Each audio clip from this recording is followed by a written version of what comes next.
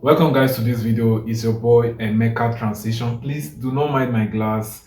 The weather is a bit dark, so I have to wear shade. I don't wear shade when there's sun, so I'm the opposite.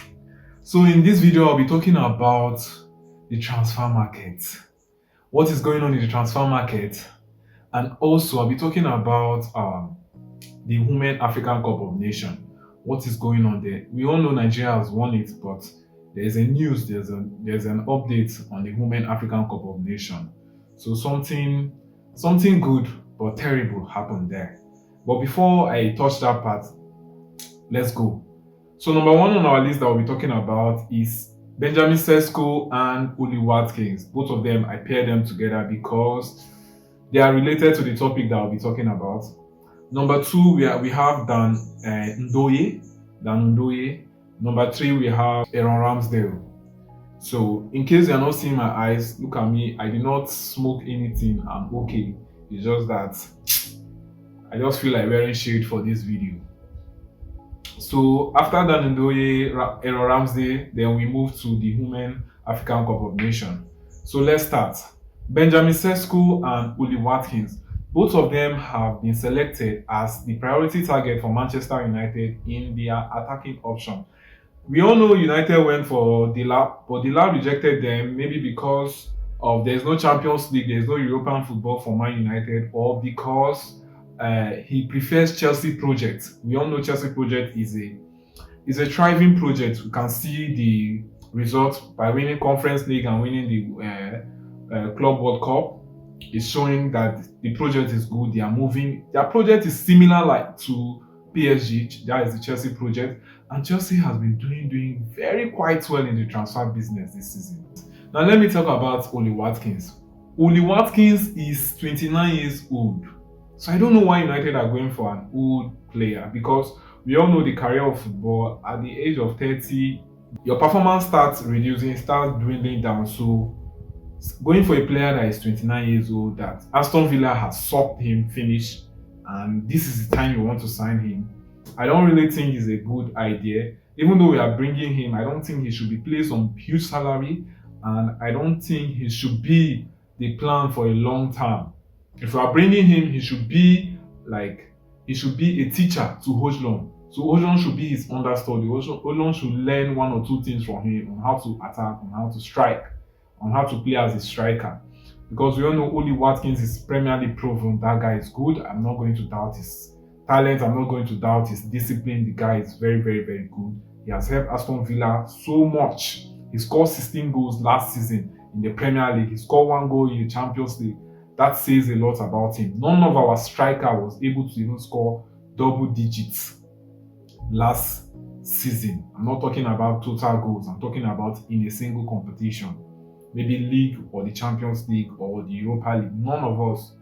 Benjamin Sesko is just 22 years old, and that guy, he fired so much. He played so well last season. He scored 21 goals and made 6 assists. That is a lot in the Bundesliga, because playing for RB Leipzig and playing alongside Xavi Simon, that is being linked to Chelsea, you understand? Benjamin Sesko is very good aerially. He knows how to knock ball. He knows how to position. The guy is tall. I think he has the physique of Haaland. Though Haaland is a bit bigger than him, but this guy is a tall and lanky player that is very flexible when he wants to score goal. He knows how to finish very well. And I think Man United should go for Benjamin Sesko. But I would like to know your own thoughts on the comment section. Either Benjamin Sesko or Oli Watkins, which is the better option for Man United. So we move. The next person on our list is JORELL HATO. Sorry, I did not list JORELL HATO when I started this video. So JORELL HATO is supposed to be the second person. JORELL HATO is a left back, and he's being linked to Chelsea. He has agreed that he wants to go to Chelsea. That is the personal term he's agreed. Now what is remaining is for Chelsea and Ajax to iron out how much they are going to pay, how much will be the bonus, and those fees and everything. They just need to iron it out, and they will make this deal possible. Now Chelsea are bringing this guy not to come and bench Cucurella. This guy will be for squad depth in case anything happens to Cucurella. He's there for dynamism for the club. Maybe when they're playing Carabao Cup, FA Cup, or even sometimes even in the Champions League when they want Cucurella to rest, because there is no way you will tell me Gerald HATO will come and bench Cucurella, because Cucurella has been very very good for Chelsea, for Spain. You understand? So as it stands now, I think Chelsea, they are really doing well. Like, I envy Chelsea as a Man United fan. I envy Chelsea. They are going for players that are worth it. I know it's before they signed Nkunku and their Modric them that were not doing well. This one, I know with their talent they will come and hit the ground running. Jorel Hato, I watch his video on YouTube. This guy plays like Nuno Mendes. He's very explosive. He knows how to dribble. He knows how to cross. He knows how to score. And that is one thing that you need for as a left back. He can play that inverting role that Cucurella plays, and he plays it very well. Though he's young, he's 19 years old. He plays for Netherlands also, so the guy is good. The guy is good. So Chelsea now, they are scouting. They want to get Gerard Houghton and Xavi Simon. Both of them are from the Dutch national team, which is a good one, good signing. If they get him, it will be a very very good addition for Chelsea. So we move. The next person is Dan NDOYE. You might not know this guy, but you can Google him. He plays for Switzerland. He played in the last Euros. He tried for them. I won't lie. Dan NDOYE has been signed by Nottingham Forest. So he's the replacement for Anthony Elanga. Elanga moved to Newcastle. He's a right winger. So NDOYE scored 9 goals last season and 6 assists. He plays for Bologna in the Italian Serie A. So I think at this moment I should remove the glass so that you see my eyes very well. So he plays for Bologna.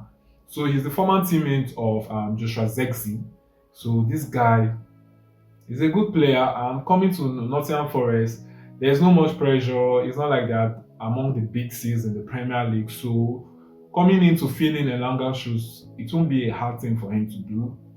He came in for 40 million euros plus add-ons, and I think Bologna, they made a good money from him, and also Nottingham Forest are going to enjoy him because I know he's a good performing player. He has pace, he knows how to score, and everything you need as a right winger, he's good for that.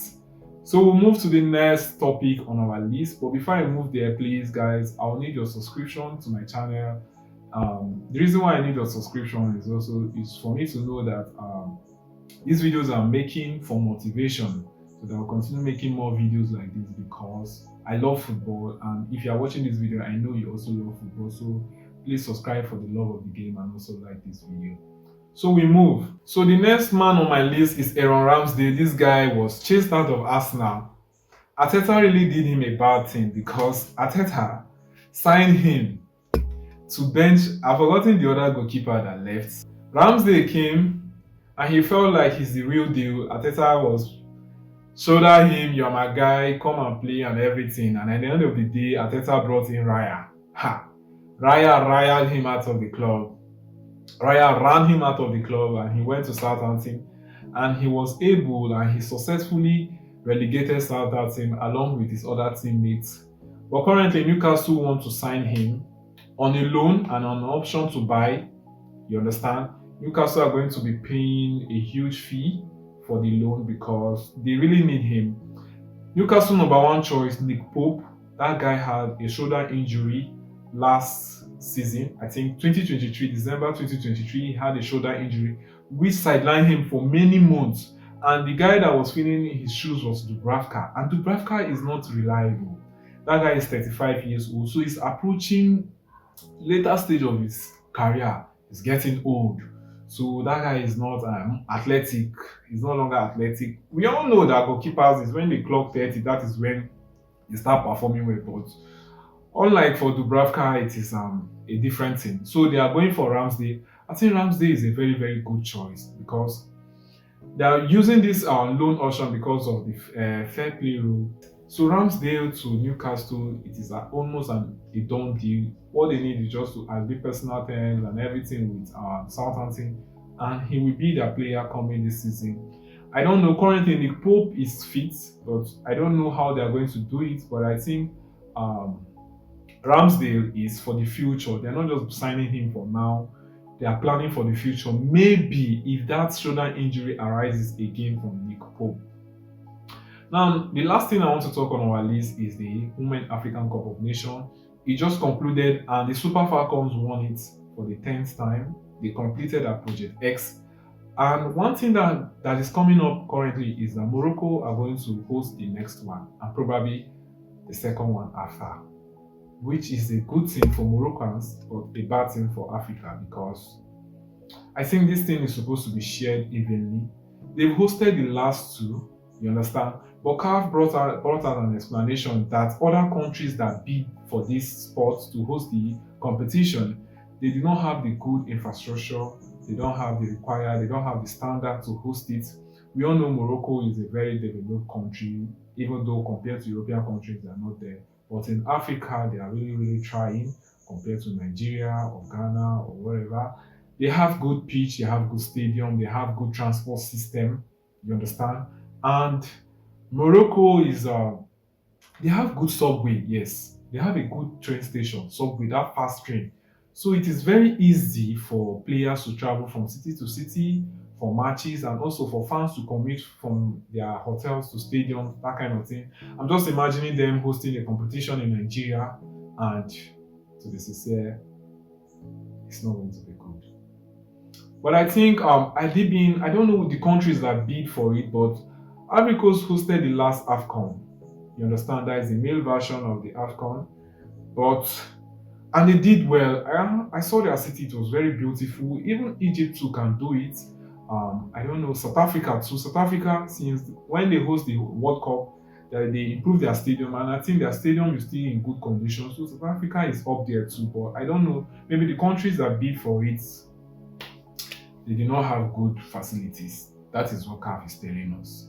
So be it as it may, Morocco are going to host the next Women African Cup of Nations. They are going to host the next AFCON, and they are going to be joint hosting the next. They are going to be joint hosting the 2030 FIFA World Cup. You understand? That one will be holding in Spain, I think. So Morocco is sharing boundary with Spain. So some of their stadiums are going to be used to play the World Cup, which is very nice for Morocco, because this thing will boost their economy. This thing is going to boost the enthusiasm in their youth. Imagine now they are playing all this competition in Nigeria, and you as a youth, you are coming up and you are hearing of all these things, you are seeing many foreigners in your country. It will give you this drive, this passion for you to want to participate in those competitions. It will give you the enthusiasm, it will grow passion in you for you to love football too. I think this thing is a good positive for people in Morocco, and Morocco for their country and everything. But for us in the West Africa, in the other parts of Africa, I think we need to do better. And I think CAF needs to prioritize giving out to other countries so that their stadium can be improved. Because any country that win the slot, they have to develop their stadium, build new ones, repair the ones that are there, make it to the international standard and everything. But it just get as it be, as so it just be. And Morocco will host them. So Morocco, enjoy it while it lasts. We Nigerians, we are going to enjoy the cup. We're happy to win you people. It is what it is. So I will see you on my next video. I'm checking out.